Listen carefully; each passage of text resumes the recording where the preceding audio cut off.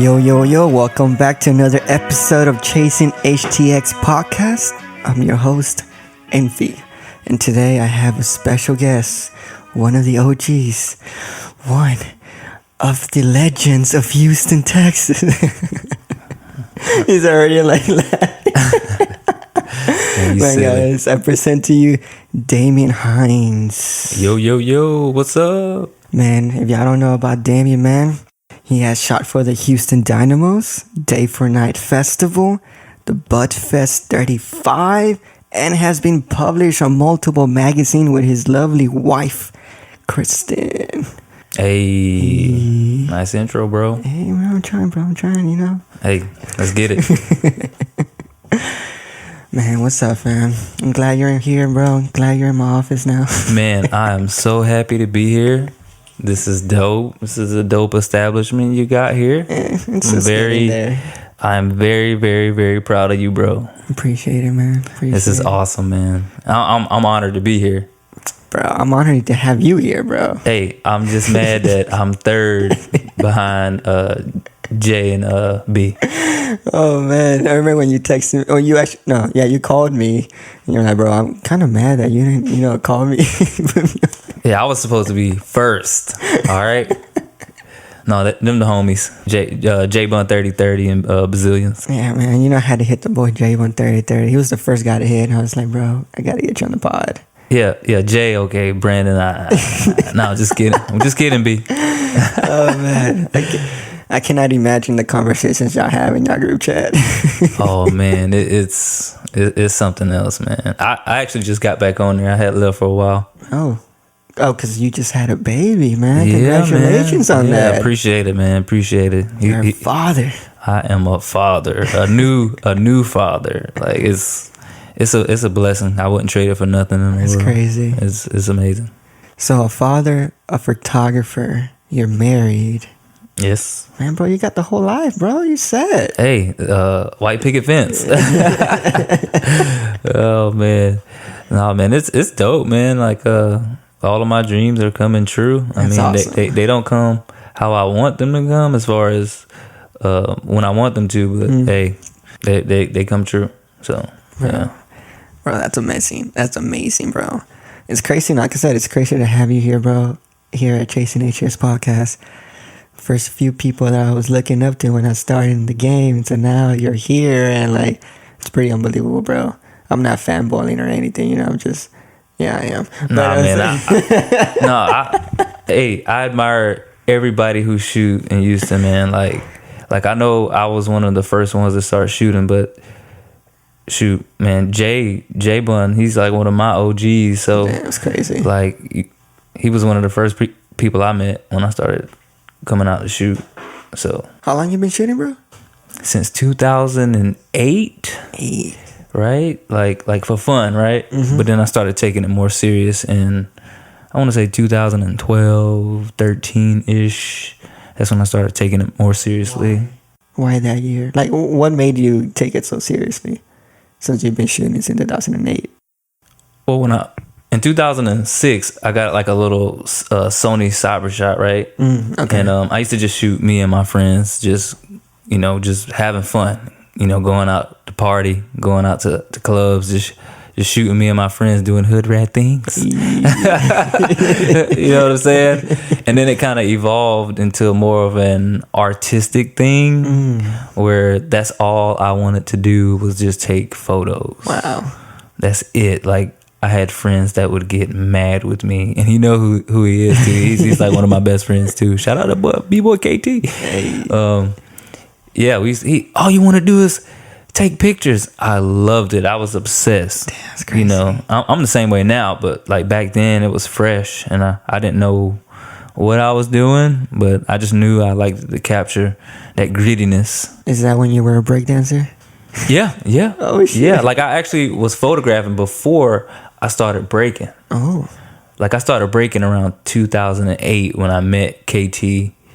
Like he worked at a car dealership, right? And my mom was test driving a car, and I had just got off work. My mom was test driving the car. He was a salesman in the car, and then my mom's like, he dance, and he was like, what type of dance do you do? I was like, I like to pop and lock and do stuff like that. And he was like, I break dance. And I was like, right away, I'll break dance. Yeah. I was like, bro, stop playing. And he was like, no, for real. He's like, when we go back to the dealership, I'm gonna show you what I could do. Because usually people, they say, oh, I can dance and I can do this, and they're usually all right. But when we got to the dealership, homeboy and some slacks was just moving. I was like, what? You gotta teach me, bro. You gotta teach me now. What was he doing? Windmills? He did an air track, bro. In slacks? In slacks, bro. He did an air track in slacks, bro. And I was like, bro, you gonna have to teach me. And then that's some big props right there, bro. And sure enough, he was cold. And then I already had like the mechanics, right? I already had the mechanics to be able to break dance, right? I was athletic, I can flip, I can do all this gymnastics and stuff like that. Yeah, that cardio. Yeah, had that cardio, bro. Had that cardio, but yeah, man, I met him and we kind of immersed like photography and breaking into one. We used to break dance at this place called the Jinx. They had a hip hop night. Oh wow, kind of like the YA. Mm-hmm. It's kind of like the YA, but this place was actually a bar where you go and drink, and they had hip hop night every Tuesday like at 11. Yeah, I would say like that. Okay. Yeah, you could drink there. In a sense. Yeah, exactly. Yeah. It was just like Boondocks, but it was a little bit smaller. It was one floor. And then we would go and we would break every Tuesday night. Damn, that's dope. Bro, it was kind of like the highlight of my breaking career, if you want to call it that. Like going to hip hop night at the Jinx in Savannah, Georgia was one of my, I cherish those moments, bro. That's crazy. Like, cause I worked full time and I would get off work. I would stay in Savannah, right? Just to wait around until 11 o'clock p.m. got there. Yeah. And go to the Jinx and break and tear it up. And I kid you not, I would get out of the Jinx at like 2 a.m., drive all the way back home. So Lanier, Georgia is a small country town outside of Pembroke in Savannah. It would take me at least an hour. So I would get home at like 3 and have to get back up at like 5 to go to work. That's some dedication right there. Bro. And it was like an hour drive from like Lanier to Savannah, bro. It was far. So I would do, I love breaking that much. I would make those trips. Dude, I understand, because I remember me going to a competition when I used to break. We legit drove like 3 or 4 hours just to hit that competition. Man, just to hit a jam. Just to hit a jam, you know what I'm saying? There's nothing like, and I have a crazy story for you. So we were at a jam. Were you done? I don't. No, you go for it. Okay. So me, KT, and a couple of other guys that we used to break with, right? We got in the car and we went to this jam in Asheville, North Carolina. I will never forget. And we were a little bit late, and the guy who was hosting the jam, he got kind of like upset with us. So, damn. That's they another get story. Pretty pissy about yeah, bro. it. If you don't show up on time, they close the doors, and then that's it. But we're at this jam, and we're like participating in all the ciphers, right? And I kid you not, I cannot make this up. Dave Chappelle walks in to the jam, bro. Seriously, bro. What? Dave Chappelle walked into the jam, bro. I could not believe it, bro. And let me tell you something about B-Boys, bro. They don't care about celebrity, bro. No one cared that Dave Chappelle was in there. Nobody went up to him to talk to him, right? I didn't. I saw him, and then I just kept on participating in the cipher. What is it about us B-boys that we just don't care?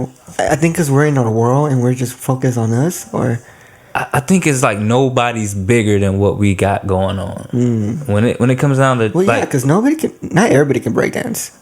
For real, that's the truth. So if you can break dance, bro, you're killing it. You're like. But for me, I never really. I was a dancer who liked it to break. I never considered myself a b-boy. Like, I would call myself that, right? But like looking back at it now, I would say I was a person who danced, who like participated in breaking. You know what I mean? But I never wanted to like be that person that's like a poser or insulting the culture just because I was so in and out. Because I love photography just as much, right? Gotcha. So I'll say that. Like that's my thing. I love breakdancing. I love the culture. I still do. I still watch videos. I still know who, is out there killing it and doing what. I just don't do it anymore just because I got older. You know what I mean? Photography took your life, man. Man, photography. You saw that big money coming in your paycheck. Man, photography is everything for me, bro. So I just focus on that. So that's all I say about like the breakdancing. Yeah, because when you told me you were a b-boy, I was shocked. I was like, "What? You breakdance?" It was like, and then you're bro, like, "I'm with it." You're like, "Yeah, man, I used to." And then you actually showed me some dance videos of you breakdance, and I was like, "Damn, bro, you were cold. Like you were killing it." I was like, "Damn." No, bro, I loved it, bro. From like 2008 to I want to say 2012, hardcore. You had that battle mentality too, bro. Hardcore. You're like, "Come on, let's get it." I'm telling you, I still got the video up on my YouTube, bro.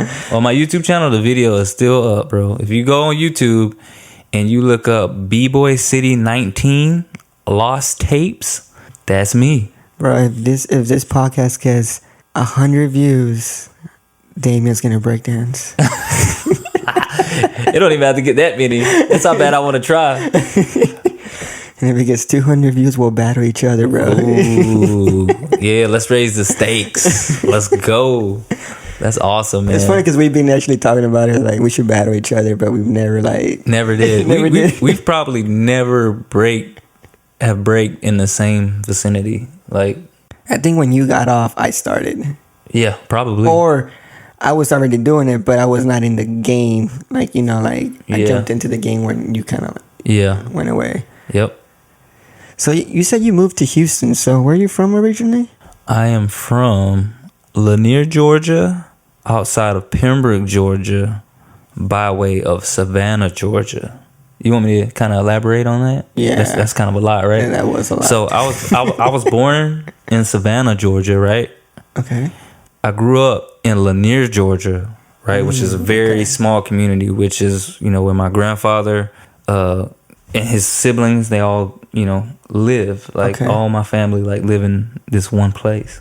Like, on my dad's side and on my mom's side. They all live in, like, one place. Like, so my father's parents, they live in Pembroke. Okay. My mom's parents lived in Lanier. And Lanier is where I grew up. And how far is it from each other? Pembroke and Lanier is 5 minutes away. Okay. Right, so you can go to Pembroke is kind of like this. It's like I don't want to say it's the city. Downtown in the Heights, in a sense.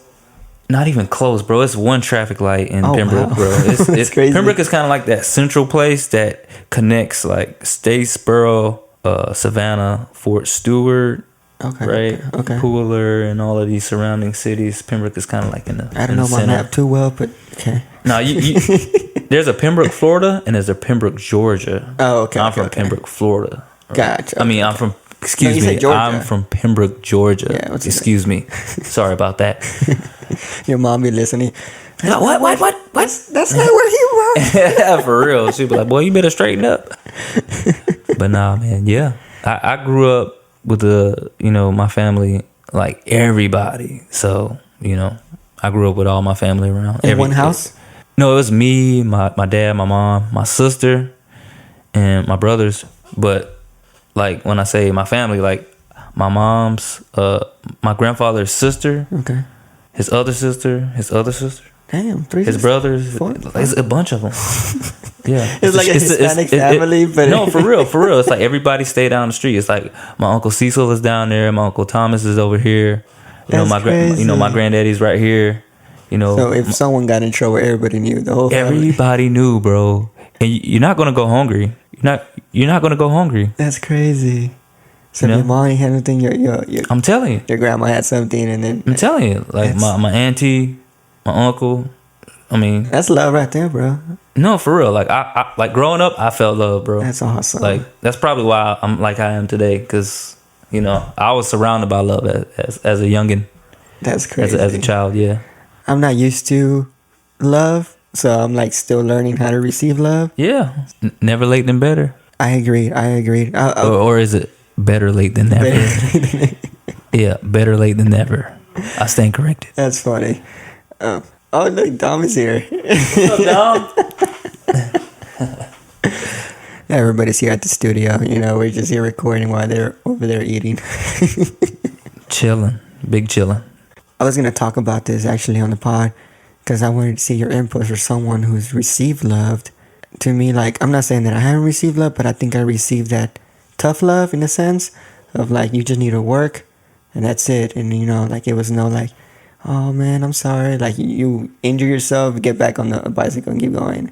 Or like it was not like, I don't know how movies projected or something. You feel like it was tough, and it was tough for me. It's very I don't want to say shallow, but it was very like it wasn't It was in like depth. white and black.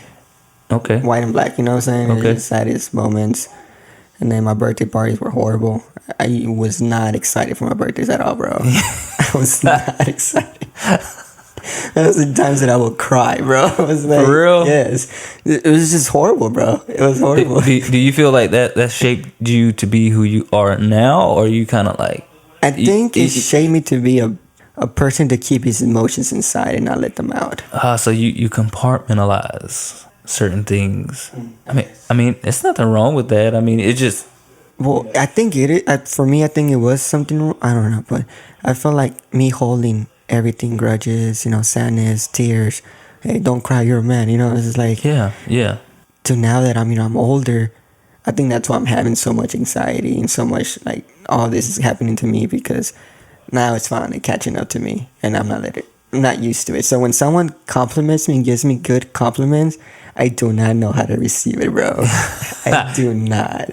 And as much as like I'm not trying to sound like a dick or it's like I'll just say thank you. But then I hear other people, man, thank you so much. You know, I appreciate like but that's them and you're you. There's nothing wrong with just saying thank you. I mean, I just feel bad. I don't know why. Don't feel bad. I mean, some people they don't believe in like oversharing or you know, being too, you know, oh, thank you so much. Oh man, that means a lot to me. Because nowadays there's a lot of that, and not all of that is genuine, right? It's for show. That is true. I've been seeing that, and for me, it's genuine because you know I want to do something that I wasn't not, you know, exposed to. I want to be able to be that person to break that and just. I'm training now so that when I have future kids, when I'm a dad, I can be a lovable person. Yeah, you know, that makes any sense, right? Yeah, it does. It makes total sense. I don't want to be a black and white. How it came to me, you know what I'm saying? So it's like that's one thing because when we had a conversation on our phone, after that I was like, man, I wanted to tell him that, like, to see what was your input on that, you know, like. Yeah. Because you were telling me, like, man, you're such a good job, you're killing it. did not know what to say back to that, bro.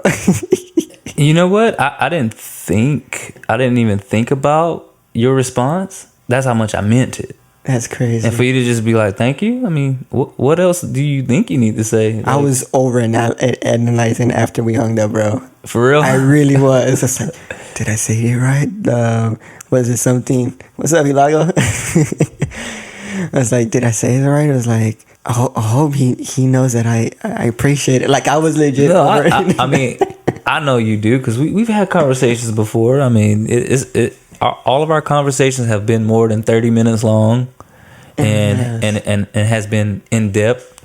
I mean, I remember when you told me that you were dealing with stuff, and we talked for a long time. And that's my thing anyway. You can ask Brandon, you can ask Chris, you can ask all of the people, that we're in the group chat, the damn fam. Shout out to the damn fam. That I call them. That's crazy. I really do like calling people and being like intimate with people, because nowadays I feel like we're missing that intimacy with people. People feel like they have to put on a certain type of exterior, right? Yeah. Like people feel like, oh, I can't show this person my real true self because they're gonna judge me when I'm not around. That's fine. People gonna judge you anyway. And I think it's also insecurities on yourself, right? Yeah. You're just projecting insecurities, and that's why you're not being who you supposed to be. Like for me, I never had a problem with that. That's awesome. Right? I never had a problem with being myself, because at the end of the day, I got to deal with me anyway. So whatever anybody else think, I can't be what a person's perception of me is. And if they're disappointed at who they thought I was, some of us went high because I'm getting into it. Hey, go for it. But if a person if they're feeling that way and their perception of me, they're like, damn, I thought he was cool. I thought he was this. I thought he was that. Then that's their fault, because they thought that's who I was when I'm me and I know who I am. 100%. When I met you, I didn't know how to have conversations with you. For real? I'm gonna be honest. Why? When I met you, I'm like, hey, you're like, what's up? And I was like, I don't know what else to say. Like, Oh man, come on, I man. thought you were like, dude, he seems so intimidating. Like, he's so intelligent. And like, he just like, I don't know, had a conversation. He's just really educated. And Oh my God. Bro, I'm getting my education now. For me, I always try to handle myself with a certain a certain sense of integrity where, I could talk crazy now. I could talk crazy, but I also like to talk like I have some sense. Like my parents taught me how to speak, and you know what I mean? Like, I don't have to use curse words all the time. I do curse, but I'm saying like, speak with a sense of like you say, a sense of intelligence. Like, find other words to use to articulate yourself opposed to just saying stuff that you think is cool. You know what I mean? I feel you. Yo, so how do you deal with black holes in creativity? Ooh, that's a good one. Can you elaborate more about like You're strong, passionate about photography, and then you just hit the stumbling block and you just can't create. Ooh, you know what I do? I'll go back to some of my old photos and I'll see if I can color grade them differently. Okay. Right? I'll say, if I was here at this place now, this is how I would have took that picture. That's crazy. Right? And then I'll go to Houston or come here. I don't say go to Houston. I'm in Houston now. And I'll come out here and I'll repeat that same thing, but then I'll just edit it differently. I've went through a couple different editing styles, just trying to, fill that void or find like what my niche really is as far as color grading and what it, what will make me happy when it comes to taking photos, post-production process, how I edit, what will make me happy with my edits. How long did it take for you to get to that point? I'm still going. Oh, wow. I'm still going. Like, what I like to do now is I like to just mess with like color palettes. What is that? So color palettes is pretty much like... Is that on Lightroom? No, so a color palette is pretty much the color scheme in which you're basing your edits off of. Sorry. So like no, it's okay. So like I might say I want these set of photos to be warm, right? Oh, okay. I want these set of photos to be a little bit colder. Lightroom has a new feature now where you can kind of like color change. Grading thing? Yeah, you can change the hue. You can change the. You know what I'm saying? And so what I like to do is I'll mess with that and I like to freak it, and I'll have like a good 9, 12, 15, 18 photos I'll post with like the same one, and then I'll change it. If you look through my feed now, you can see it. The temperature you changed. archived some photos, right? I did. I archived a lot. Yeah, because I remember that day. I don't know if you remember. I was like I was gassing you up in front of my friends. I was like, bro, I remember that. And then you went and looked for the photos, and they weren't there anymore. They weren't there. Yep. I changed it up. Bro, throwing me under the bus, bro. No, I actually, if you scroll back down, I put some back. Oh, for real? Yeah, they're black and white though. Okay. See, after that incident, I just kind of stopped gassing you up after that. It's okay. It's all right, man. You got me on here, so that's gassing me up enough. Hey, nah. We got to gas our friends up, bro. Like you said before you got here. We got to. That's another thing I want to talk about is the fact that we as a community in the photography spectrum have to be able to be all right with saying good things about other photographers and also giving constructive criticism. Okay. That's where I was going, right? Because art is subjective ultimately, right? You can say, well, I don't like this photo because this, that, and the third. But another person might come along and say, well, I like that for those very same reasons. So art is very subjective. What I mean is when somebody is, I'm not telling a person to gas up subpar work or work that to them isn't good. I'm not saying that. I'm saying that in the space that if somebody is creating good work, don't be afraid to tell them that they are, right? Don't be afraid to share it, right? And I don't want to even say afraid. I would say be more supportive. Right? And how can we be more supportive? I mean, I understand you. Share. I'm just trying to think what's stopping us from sharing our friends' work. I don't know because I do it. I share people's work all the time. I do, whether they from Houston or from California or New York City or across the globe, I'm sharing everything that I find inspiration in. Oh wow, That way somebody else can find that too. that's a good way of thinking. And some people might be like, man, I don't got time for that. Well, that's fair. That's fair. A lot of people don't have time for stuff like that. But I'm just saying, like, if you're in the photography spectrum, it would be nice, like, for me as an artist, to feel that community, right? I've always wanted that. Because you were saying that New York has that community. Man, New York has that community, bro. Like, for real. Like, and I don't want people to misconstrue what I'm saying, because there's pockets of community here. Maybe I just haven't seen it yet. Yeah. Or maybe they don't photograph what I like. Yeah. Well, I don't want to say like, but like they don't photograph what I'm interested in. Right? Like, same thing. Or not. Yeah. That's what I'm saying. Like, so that's all I would say on that. Like, everybody, they're not going to take the Daemaine blueprint way of things, of doing stuff. But that's what I would like as an artist. You know, that's what I'm speaking to. And that's what I'm speaking on. Because I know there was a season in Instagram world where they had, I think that's what they call pods, where they have a bunch of group of people in a DM, and someone brings a photo and they're like, hey guys, I just posted a photo, go comment it and like on it. Then the whole entire people in that same DM will go comment it and like. Wow.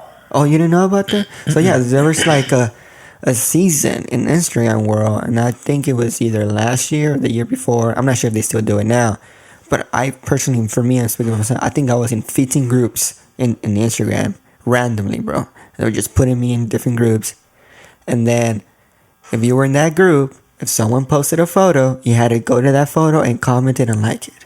I did not know about that. For real, I did not know. About that. That was, I think they did that so they can try to break the algorithm. You know, that's when the algorithm was trying to like. Oh yeah, that's right. Overcome it, and it was a lot of photographers were getting pissed. Oh, the algorithm definitely is undefeated. The algorithm has came, conquered, and is undefeated. So if you notice, but after that incident happened, Instagram started, what's that word? Shadow banning? Shadow banning, yeah, bro. I remember that, but I don't remember it being pods of people in a group that going around sharing each other's stuff. Yeah, bro, that was the thing. I remember cool. That there were hashtags that they stopped letting you hashtag, right? Okay, yeah. That was a shadow ban thing. Yeah. But you like my tags aren't showing up. I remember that. I think they stopped. I'm not too sure because I haven't really checked into that. But yeah, they did the pods like that, and then they moved into GroupMe. So now there's pods in GroupMe and in what's that new app? Discord. Yeah. So now there's like a bunch of pods in Discord. Where like, hey, drop your photo, but you have to erase like a certain.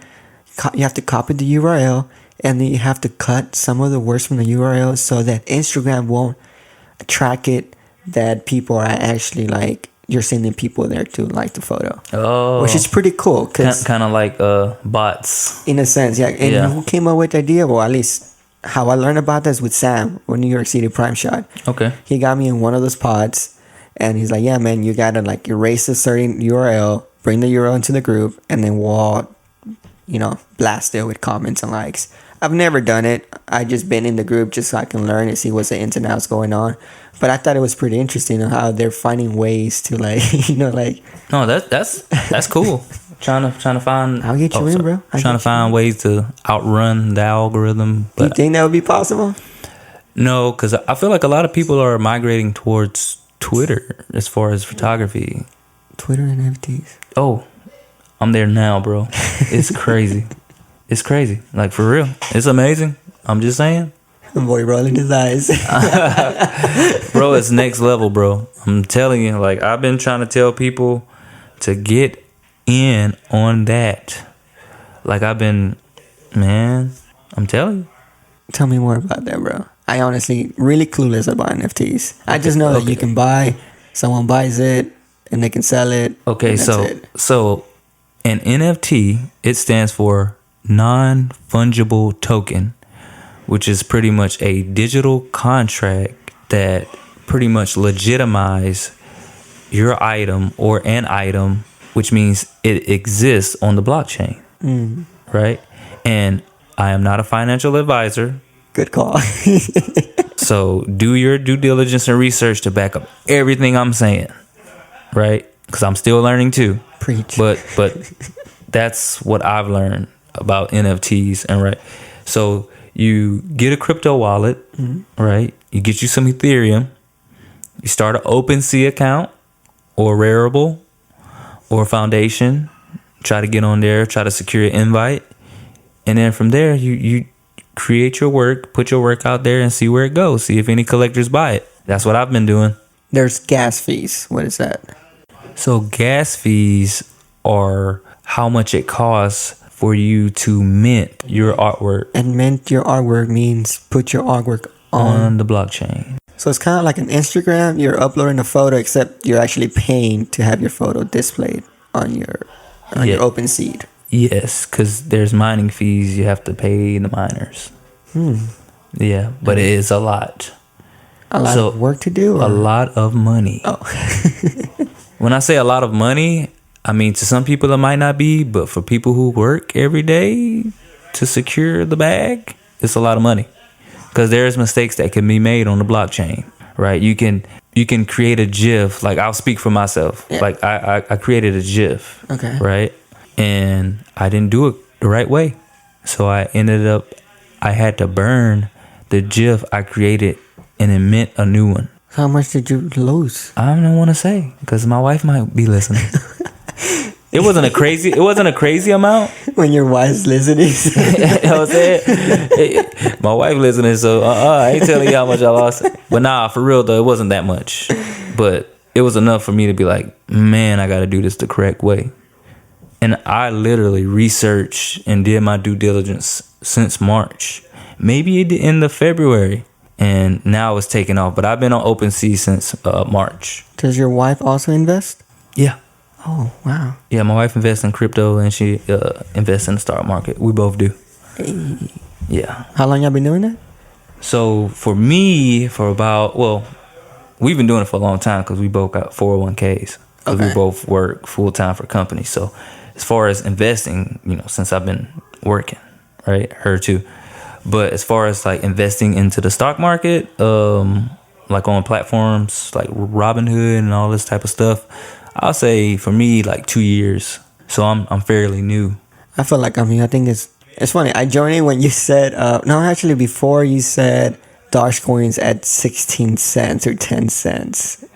For real? Yes. Bro, okay, hear me out. So on Robinhood, September 2020, I invested in Dogecoin, right? So on Robinhood, Dogecoin, when you invest in Dogecoin on Robinhood, you don't have the coin, you just have the value of what the coin's worth because Robinhood is not a crypto wallet, right? You just have the money. You just have the money and what that coin or token is worth.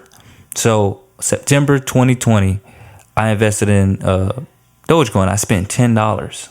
Seriously? $10? I spent $10 and guess how many tokens that got me? Just guess. Well, what did you buy it on? I bought it on Robinhood. I know, but like the 10 cents. Okay, it was at 0.002 cents to $1. That 1,000, 5,000 coins. 3,000 tokens, right? And then I ended up buying $10 for 3,000. $10 got me 3,000. I could pull it up on my phone right now and show you my transaction history. Okay, then I spent like $100. Ultimately, I spent like $110. I had 11,000 Dogecoin tokens. I ended up selling to get on the Ethereum bandwagon, but then I bought back in, and now I currently have like 1,000. But I bought 1,000 at 66 cents. If you would have not sold at 11K, if I would have held on for dear life and had diamond hands, I would have been straight.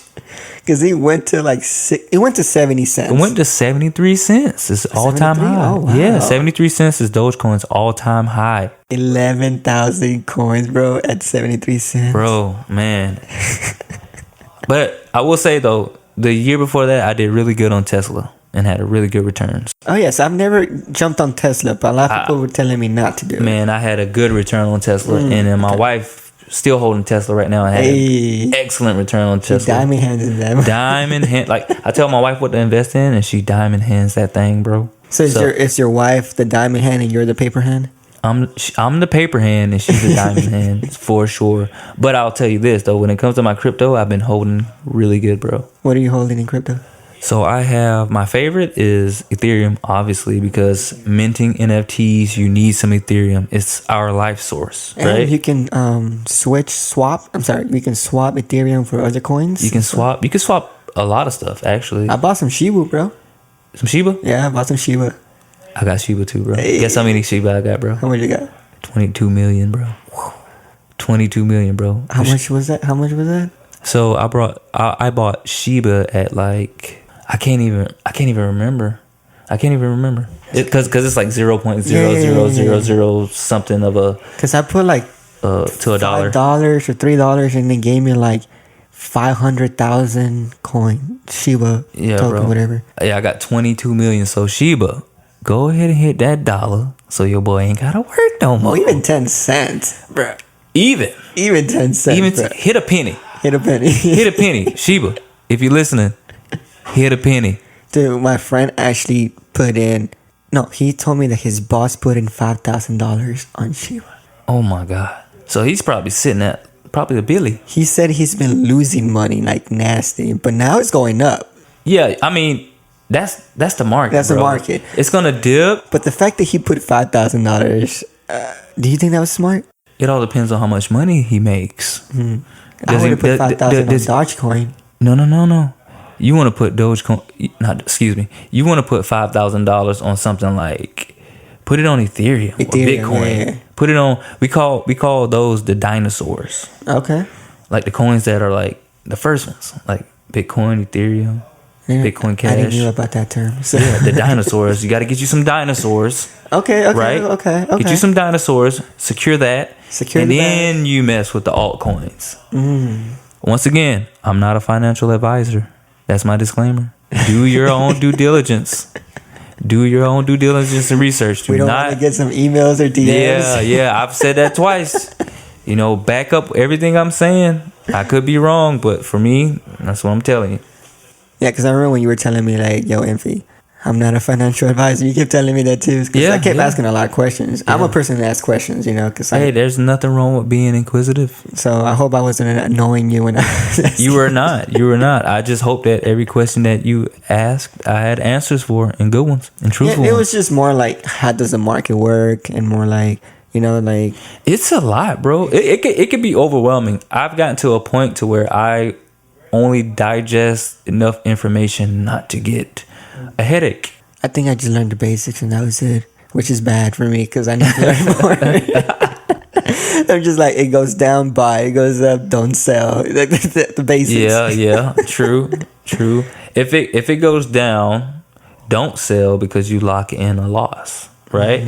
So and then you have to pay taxes for those. Yeah, people don't know that. Yeah, for those people who are out there, there is a tax rate for every time you cash out. You're gonna have those crypto people like, man, there's no taxes. No, there's taxes. When you cash out, there's taxes. Trust me. It's gonna come to you, Uncle Sam. Yeah, Uncle Sam gonna get theirs. Uncle Sam is gonna get theirs for sure, man. I love this crypto talk, man. I love this crypto talk because it's so fresh. And for me, cryptocurrency is providing a space for artists to thrive, right? Yeah. There's so many artists that have gotten, I don't want to say rich, because I mean, who cares about being rich? Let's be wealthy so we can pass that on to the next generation. Do you think, I was reading some articles, I'm not sure if it's true, but it was saying that this year and last year we've had more millionaires at a young age than we have had in years. I believe it because now I don't want to say we are, but the young people and people in their early 30s or even early 40s, they're not pigeonholed into working at a job for 20 or 30 years. There's ways to invest to 10x, right 10x, 100x, 1000x your money.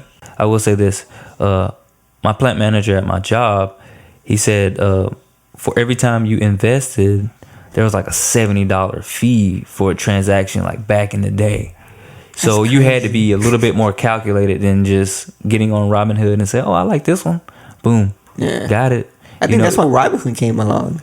It's a lot of them, man. It's a lot of the platforms and apps that came out that makes it really easy for people to invest. But like back in the day when you had to, go through a different platform where there was like a $75, $100 fee per transaction or per investing in whatever share, you couldn't just, I'm gonna buy one share, because you're gonna pay $75 to buy one share that's like $5. I mean, or you know what I'm saying? It was a lot. It's like minting. You're not gonna.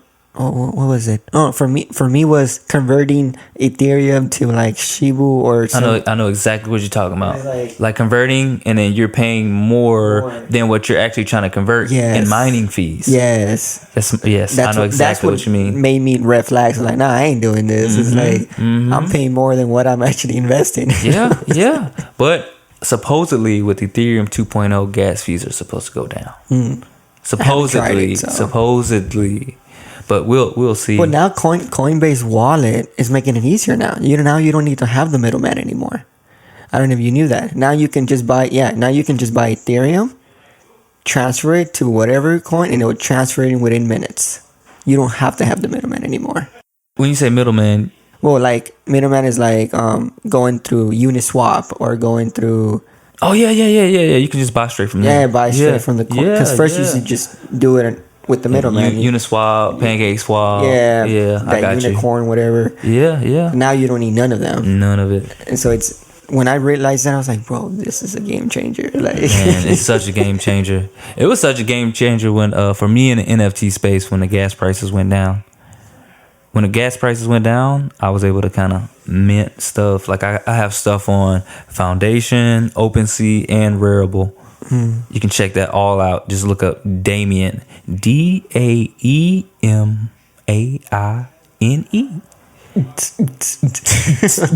No, for real. Like I'm trying to sell this work, bro. Oh, for man. Like for me, I collect too. I collected. It's called Crypto Cannabis Club, and they have what you call NF tokers. Right? I don't smoke weed. Right? I don't smoke weed, but I like that has money and that has value. I know that it has value, and I don't judge people who do. Like, do your thing. Your life is your life. Like, I don't judge people, but I do see value in the cannabis industry, right? I also see value in the cannabis industry. Like I have shares of cannabis stock, and I also just invested in this crypto cannabis club NF toker, which is pretty much an avatar that has special abilities, etc. That's cool. But I'm trying to flip that thing. Just wait on all the potheads. Just jump in, bro. No, I'm telling you, Snoop, wherever you at, man, jump on that monkey. Co-sign for Crypto Cannabis Club. They're verified already on OpenSea. I'm trying to get this work, Snoop. Go ahead, do that. We're trying to get paid. We're trying to get that paper. I'm telling you, bro. I bought that thing. I ain't even gonna say no. Mind your business. I ain't about to say. I know I'm selling it for a lot though. Just go check it out. Yeah, just go check it out. Everything's there you need to know. Go check it out. Sorry. Yeah, that's a lot of information. But when it comes to crypto, bro, it's so fresh for me. I'm super hyped about it. So I'm sorry if I'm like. No, I like that. I'm super hyped and engaged. I actually just released a collection today called The Journey to Jalisco, which is in Puerto Vallarta, which is in Mexico on the west coast near Baja California, like right across from on the oceans. You know what I mean? So I just launched a collection today. Actually, that's why I was like 5 minutes late, 10 minutes late, but it's all good, man. When you ask me what time this closed, I'm like, bro. Right? What time this closed? Hey, it's open all night. I was like, dang, bro. It's like that, huh? Hey, that's what's up. I like it. So do you think creatives should jump into the NFT world? Yes. What's something that will encourage them to jump on it? Because I know a lot of people are skeptical, including myself. Well, I would say do your due diligence again for like the third or fourth time to research everything about the NFT world. Like, definitely don't, if you don't know about it, don't just go and do anything that you would regret because you have FOMO. I would say the girls did for Dogecoin. I'm telling you. I'm telling you. Do your research. It's definitely a great space to get into. Not only to make money, but for people to see your work. Like, it's such a big space. It's a whole new world. Just think about it as like another Instagram. Yeah. Except you get paid. Just think about it as another Instagram, except you get paid a lot of money. But it's very hard to sell on OpenSea. I've had a collection out since March, man. I haven't sold anything, but that doesn't discourage me. Just because it's early. Yeah, it's early. No, you're right. It's early. Like cryptocurrency in general is early. Everything is in its infancy stage. Just like Bitcoin. You know, back then when Bitcoin was $25 or $30. Less than that. Everybody was like, yo, it's a scam. It's a scam. Yeah, bro, I remember I used to subscribe to Complex Magazine. And they had an article in there about Bitcoin. Okay. And this was like 2010. Okay. Right? So early. Really early, before it even like became a thing, when it was being developed and stuff like that.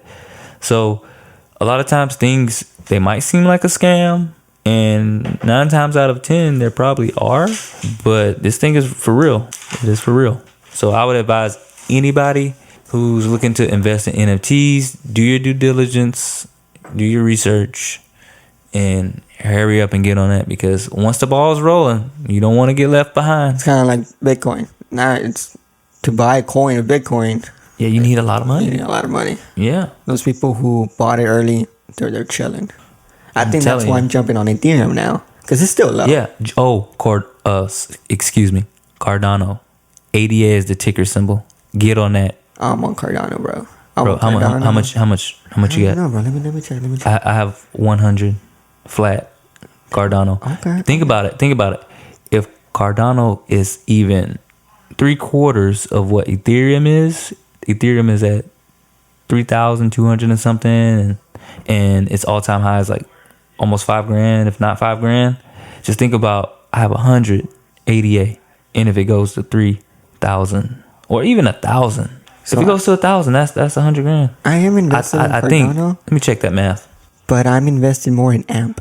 How much AMP you got? Dude, I have like 3. Hold up. Let me check my Gemini. Yeah, that's right. That math is correct. 100,000. I have 1,783, which I started with like $20. Ooh, that's good, bro. Yeah. I have 2,000 amp. I had 35,000 amp, but I consolidated it to get the dinosaurs. Okay. Right, to get Ethereum. So I'm using Gemini for like the like amp and stuff that I'm not gonna use, and I'm using like Robinhood and Coinbase for like Ethereum and all that stuff, just to keep it separate. Or you need to take Ethereum and put that in a wallet. Okay. That way you can actually use it. Well, I haven't used Ethereum, so like I said, I haven't jumped into the NFT world, so I think I'm gonna start using it. Yes, bro. Liquidate that. Put that in a wallet. Even if you're not even going to get in Coinbase wallet, or I need to buy a wallet. You know what I'm talking about? You should definitely buy a hard wallet. I haven't bought one yet. Okay. I heard like the Ledger, it's called a Ledger Nano X and S. Let's look it up to give. Yeah, those are hard wallets. I heard. And Amazon? Good. Amazon or their website, official website. I haven't got one yet. Ledgerman? It's called Ledger, LEDGER, Nano, NANO, X or S series. Yeah. Okay. Oh yeah, Ledger. Yeah, Ledger. $60. Yeah, definitely. I would say definitely get a hard wallet. Yeah, it's a hard wallet. V1.4. Because it's forever on the blockchain. So you just have like a backup in the event that you're not able to access it from your phone. Okay. You can kind of store all your stuff. Dude, I like this. I like that. Yeah, man. I'm really excited. Like, the platforms I have for cryptocurrency is Abra, which is ABRA. Abra. Yep, that's a really good one. It has some stuff that I hold Sia coin on. We're not sponsored by this. We aren't sponsored by any of these platforms. We're just sharing with you, just in case you want to get in cryptocurrency and you want to be able to buy crypto and have your crypto in an actual wallet instead of a platform that just has the value of that coin. I see crypto as my second savings account. That's the way I look at it. Yeah. That's the way I look at it for real. Because I don't touch my crypto. Only thing I touch is Ethereum. As far as crypto, I move it from wallet to wallet based on like if I get a good increase, then I'm trying to like exchange that for something and move it to another wallet. Oh, okay. I never done that before, to be honest. Yeah, That's let's say if I'm investing into a crypto or a token, right? Yeah. And it goes up, 10% or whatever. I want to take that 10%, exchange it for something, and then move it, right? Move it to another token that is low, and it goes back up. Yeah, exactly. Oh, okay, like say for instance today, I have 100,000 SIA coin, right? It went up like $100. I took $100 worth of my SIA coin, exchanged it for ADA, exchanged it, and then sent it to where all of my ADA is. Oh, okay, right? Okay. Because I only use like 3,000 and something of my SIA coin to be able to exchange it out of that 100,000. It's crazy. Because it's 1 cent. Yeah. Now it's it's 2 cents, right?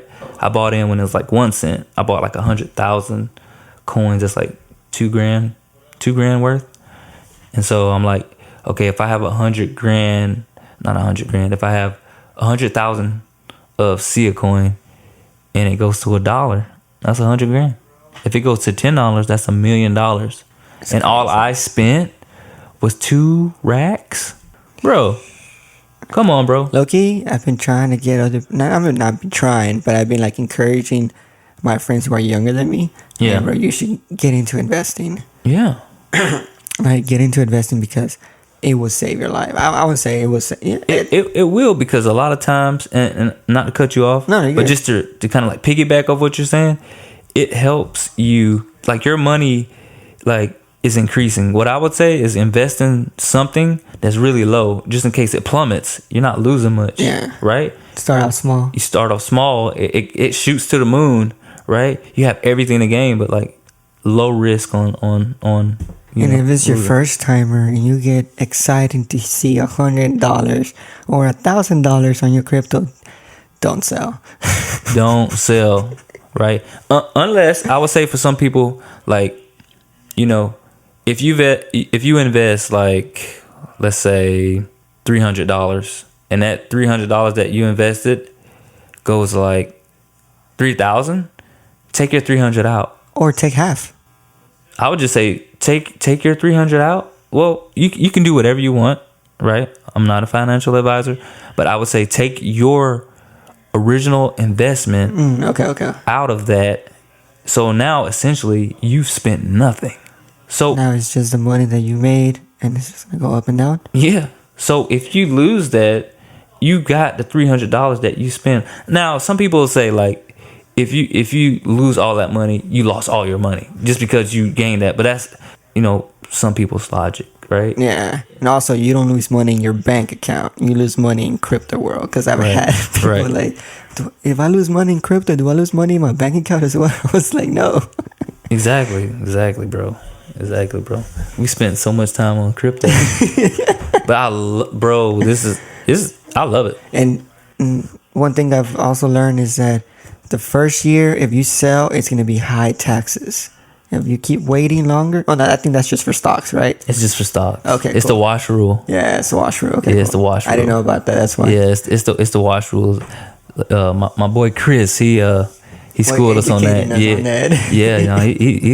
He's good, man. Him and B, they keep us on our toes when it comes to our stocks and our crypto investments.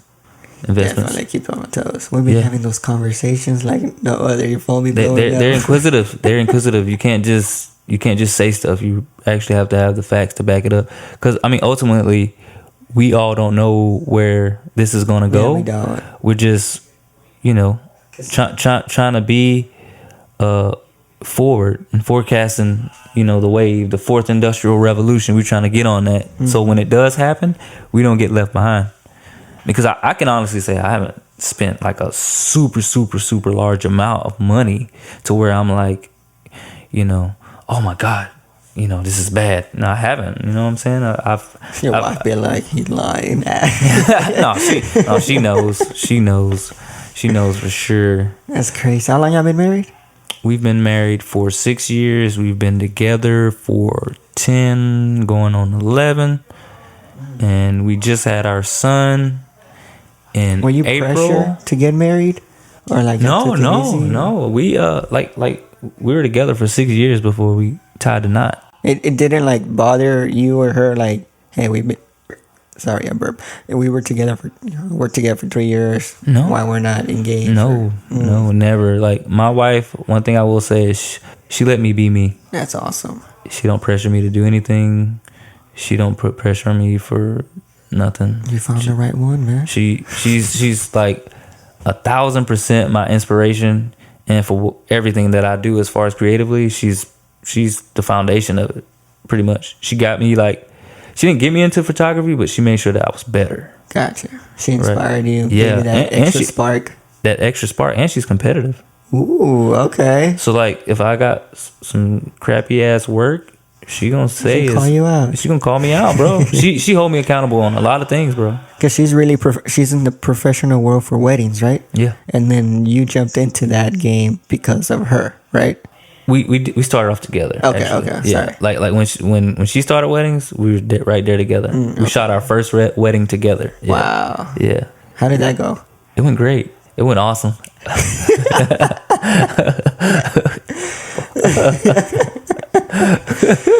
Because I actually have looked into wedding photographers just to see how much they charge. Some people be like, you only get this certain amount of photos for this amount of price. Yeah. So you have packages. Right, because some people like with me and Kristen when we shoot, they have to pay more to get me. Oh, it's special, huh? Yeah, I'm playing. No, it's not even that. It's like she'll like no, if you can shoot, yeah. And I said, Yafet he's available. She use you because all you got to do is take it. Gotcha. All you got to do is take the photos and she'll do the rest. Wow. Right. So it's not the fact that I'm special. It's just like with me. I was just joking around, bro. No. This is funny. This is funny because she can be more candid with me. Like get your ass over there. I need you over here. Like with somebody that she hired, she has to be like politically correct. With me, there's been times that we're shooting a wedding together and she get on my ass, bro. Or I'll be like, damn, why you acting like that? She's like, I don't have time for this right now. Just hang the dress on the goddamn nail. Don't edit that out. Just hang the dress on the nail. Leave that there. Excuse my French. Oh my god, that is funny. Yeah. He said, leave that there. I like that. Oh, that's funny, bro. This has been so good, bro. What is one thing you would have wished you would have learned back then to now? Oh my god, I would say learning the difference between like aperture. Oh. When I first started, I thought that if I shoot with a lower aperture, I get more light, not associating the depth of field with it. Oh, okay. So I would shoot landscapes at like 1.2 during the day. Oh my gosh. During the day, bro. Well, actually, like. And then raise your shutter. No. Okay, so I take that back. So when I was in Seattle, right, we went to a place called Cape Flattery, and it was getting dark. And I remember lowering my aperture because it was getting dark, right, to get the most light, right, instead of my ISO, right, so I don't get all the grain.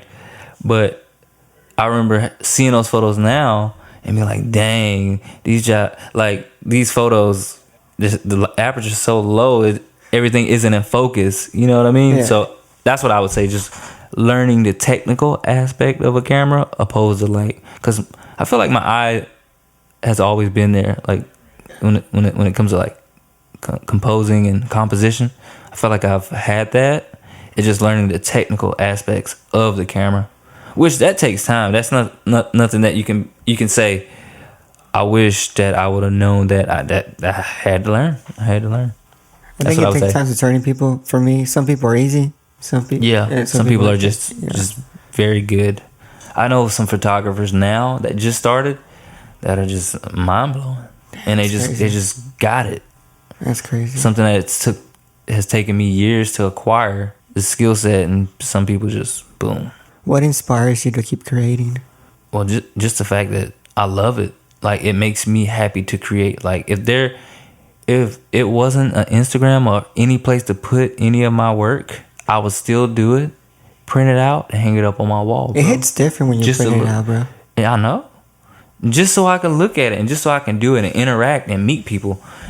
Like, doing photography, I've met so many people, right? Because I used to do that. I used to meet people because of breakdancing. Mm-hmm. And stop that. The only way to continue to meet people. What excuse do a married person have to hang out with people that they don't know? That's a question for you, fam. I'm not married. No, I'm asking you. I know you're not married. I'm just saying, like it was more of like a rhetorical question. Oh, okay. like, oh, I'm about to go out. Like, oh, you got responsibilities here. I'm going out to shoot. It's what I love to do. It's my go-to. It's my freedom. Other people are shooting too, so I'm hanging out with people. People with families don't do that don't have any hobbies, you know? How do you think you're going to plan on doing that now that you have a kid and you're working? Balance? Yeah, just work-life balance. That's it. Has it been hard? Yeah. Like, I literally had to take vacation to have days off to be able to work on some of the stuff I created. And I have 2 commissions to edit. Wow. Still. That's crazy, bro. Yeah, it's a lot. Yeah. Big props to you, man. I don't know if I could do it, or maybe you could do it. Maybe I'm not in that mindset yet, but I feel like once I'm in that stage, I'll probably be like, all right, cool. I need to get my because you're just gonna put one foot in front of the other and keep walking. I think that's with everything, though. Yeah, you can't. It'll eat you up. So you just got to keep going. You can't let it get you. Man, gotta keep going. Keep going. For real, like if you worried about all the mountainous objects that you have, you will never ever do anything. I was asking this question on the other podcast. Do you think it's easier to blow up here in Houston, or than it is in New York or in California? I feel like Houston, it is. You have to be a little bit more creative because geographically, we don't have subways, we don't have snow. Yeah. The landscape's a little bit different. The architecture is different, right? So you have to be a little bit more creative. I'm not going to say it's easier there because there's more people that do it. So it may be harder in New York to blow up just because there's more people there. Do you think that Houston makes you more creative? Yeah. Right? 100%. That's what I've been saying because I had a question like, no, man, New York I'll make me more creative. And I was like, I'm trying to understand your view. I can see how it can inspire you, but I don't know, man. Something about Houston is just... It all depends on your genre of photography or whatever art that you do. It all depends on that. Like me, I'm architecturally sound, so I like architecture. I like urban landscape. So I feel like if I was in a big city, I would have better content. Yeah. I honestly feel that like that. But does that stop me from creating? Never. Right? Because I've been to places where I get awesome landscapes too, and then I come back to Houston and I come right back out and start creating again. I love the fact when you travel and you come back to Houston, you're like refreshed. Maybe that. Yeah. For real. Keep creating. I just want to keep creating. Like Houston just becomes a whole different world again. It's like, oh shoot. It is. It changes your perspective for real. Like it does. Yeah. I have one last question. Who are the top 3 people who have been influenced to you? The top 3 people? I would say number 1 would be my wife, because if it wasn't for her... Good call, bro. No, for real, bro. Like even today, like I was struggling on some stuff with Adobe Photoshop before I came here, and she just got on the computer and was like, boom, boom, pop, and had it done. Like, let me show you how it's done. Yeah, and she even made a joke like, she said, and it took you all day to do this. And she just looked at me while I was holding my son. I was like, it didn't take me all day. I was watching him. She was like, mm-hmm. And then she just got him and walked off. And I was like, yeah, it really did kind of take me all day. Like stuff that she does with her hands tied behind her back effortlessly. She just does it so easily. Crazy. I would say number 1 is her. And then number 2, I'm gonna name some people. I'm gonna name a couple people in number 2. Okay. Right? Because I want to give the people that have inspired me and that I admire in Houston, their flowers, right? And also number 3, I'll give some people that I actually, admire that don't live here and that I've never met, but a fan of their work. So we can do that. Number 2, I would say it would be J-Bun 3030. He's one of the first people I met. Eric Michael, aka E Mike. He's definitely another person that I met that inspired me to create differently, because boy's an excellent writer too. Fire, cold. Greg Noir, he's one of the people that I admire their work too. Tammy Coker, Dion Ivory, who else? Lupe is like my best friend here in Texas, and he's one of the people that when I first started shooting, I was with him all the time. He has his account is 1X80. So definitely Lupe, Leo, George, Chris, Brandon, Dewey, Chris from Paris. Shout out to Chris from Paris. Hey, you obviously you. Man, there's so many people I can name. I hope I'm not forgetting anybody. Who else? Yeah, if I forgot anybody, I'm sorry, but those people right there in Houston are definitely some of the people. Eli, I love you, bro. Definitely one of the people. Janice, Claire, Will, Eric. What is Eric doing? Yo, what is Eric doing? Yeah, I love his work. Yeah, man. Yes. Now he lives in California. He lives in California now, boys. Living it up, man. Living it up. It's so many people, man. It's so many people. So Fuji Fred. I just recently came across him because of you. My Twitter notified me. Like, oh, Damien's on Twitter or something. Oh, yeah. That was awesome, wasn't it? Dude, that was amazing. Bro, that's my first time doing it. Oh, for real? That's my first time doing it. I thought you were already, like, used to it, to be honest. No, bro. I just love this, bro. Like, I love having forums and talking about creativity. Man, that was pretty cool. I felt weird because, like, I didn't think I was going to talk. I just went in to listen, bro. I really did. And it was like, in five, I was laughing. Oh, they said it wrong? Oh my God. Hey, you know what's funny? Like, while I was doing it, I had my son. I like took a shower. I was doing all kinds of stuff while I was doing that, bro. Because I just wanted to be a part of it so bad. But it was awesome. Yeah, are they sponsored by Fujifilm? Fred is actually an ambassador for Fujifilm. I don't know about anybody else that was in there. Gotcha. But I know Fuji Fred or Fred for sure. That's dope. Yeah. And he's from Houston, right? Yeah. Another person, Dan Joyce. Okay, I've heard of him. Dan Joyce. Like when I first came into the game, he was one of the people I met. Dan, Jonah. I know I'm saying a lot because I'm thinking, because I don't want to forget anybody, because I love everybody in Houston that has helped me get this far in my career, as far as like doing the street photography thing, because it's been awesome. If I forgot you, don't hate me. I promise you, I was doing the best I can to name everybody I could. Now to the people who are, as far as people that I don't know and I admire their work, Trash Hand.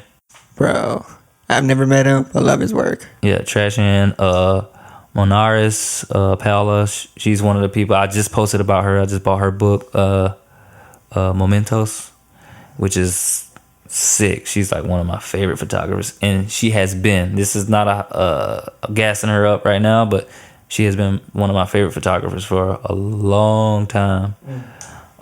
These are all female photographers? Monaris and Paola is the same person. Oh, okay. Yeah, Monaris is her IG name, and Paola is her real name. Who else, man? There's so many people. That's Dave Krugman, Jay and Silva. Did I say Leo when we were talking about Houston? Yes. Okay, just had to make sure I said that because the homie got skills. Yeah, man, that's pretty much my top two, I guess. The people that I don't know but a real fan. I'll just say top two. Okay. Like Patrician and Monarchs are like my favorite, right? But I know of Dave Krugman and his work is really good, and Jay and Silva and the rest of those guys are pretty good. So, yeah. Anything you want to say to the pod, to the listeners? I'll say if you ever meet me, don't be intimidated like I thought he was intimidated. Nah, man. I just want you to come up and say hi and let's get to work, because I love working with everybody and we're all good to go, man. Thank you for having me on here, bro. Dude, it was a pleasure, bro. It was a pleasure. I'm glad we had a good conversation. Man, what is that? Almost an hour and 30 minutes. That's crazy, bro. Damn. That's crazy. We were going in. And it's late. It's super late. I don't ever be out past like 8 o'clock.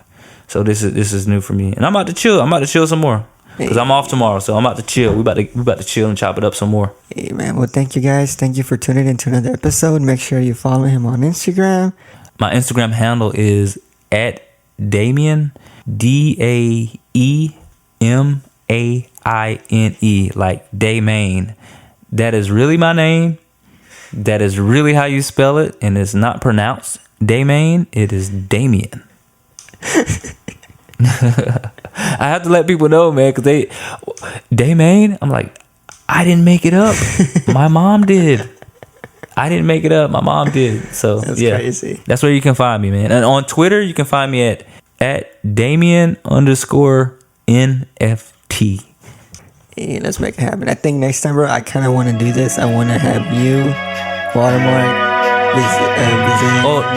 the damn fam. I want to have the whole damn fam. Oh man, let's get it. I'm with it, bro. Let's go.